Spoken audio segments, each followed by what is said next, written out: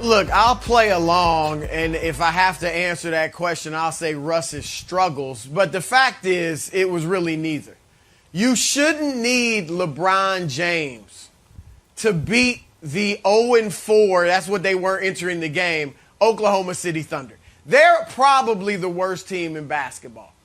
All right, and that Houston, for goodness sake, beat them by 33. They were one of 4 teams entering the game that was shooting 40% from the floor. One of 5 teams in the NBA. League worst 40%.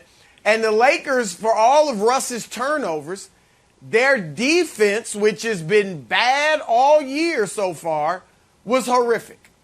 And they allowed Oklahoma City, who I mentioned was shooting 40% from the field entering the game, to shoot 50% and just shoot 40% from 3.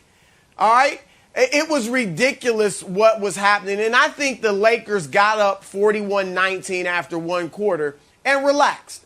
And then once they, Oklahoma City plays hard, they come back, and now the Lakers have to kind of turn it on again, and they couldn't.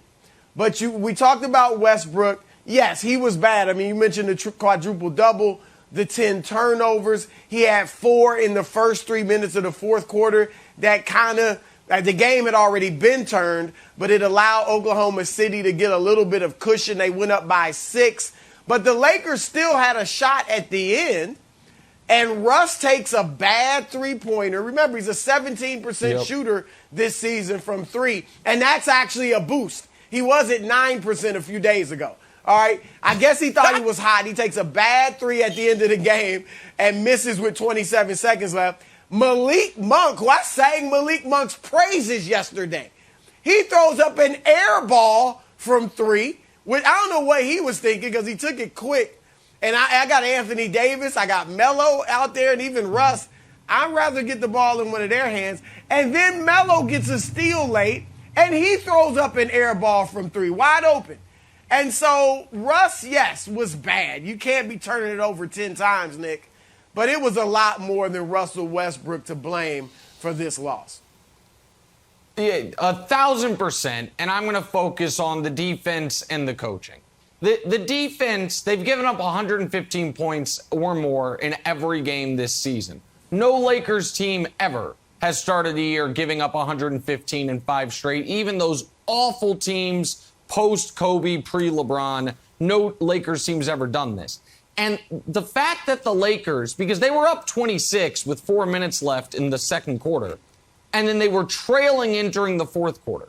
So from that, when they were up 26 with 4 minutes left in the second quarter to the end of the game, they gave up 80 points.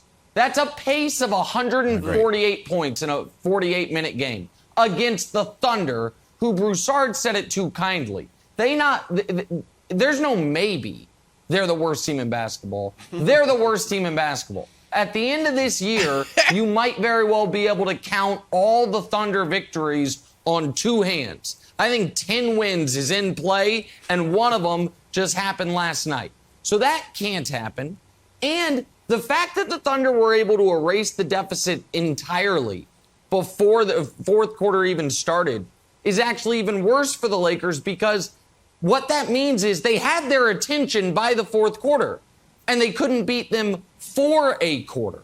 And that was, the defense got a little bit better then, but then the turnovers and the offense was awful. This will be the worst loss of the season. And Wilds, I'm going to zero in on one small thing that's not a small thing. Man, Frank Vogel, I understand the players maybe, they didn't really play in the preseason, a little rusty. Frank Vogel's got to snap into it.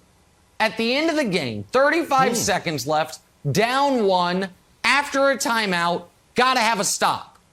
You have 2 timeouts. If you get the stop, you're calling timeout to set up your play. So it's a defensive possession. Why is Carmelo Anthony on the court? What are you doing? Oh, you scored. OKC called timeout. There's 40-ish seconds left. You had setting the play. Why, on a defense-offense situation, is Carmelo Anthony on the court? I love Melo. He's not there to help you get stops when you're going to call timeout after the play. That's bad coaching. He had Russ and Rondo on the court together again for stretches last night. That's bad coaching. So, yes, of course, if LeBron was there, Wilds, they would have won. but this is the Thunder. This is a terrible team. And to lose this game the way they did, it's just unacceptable.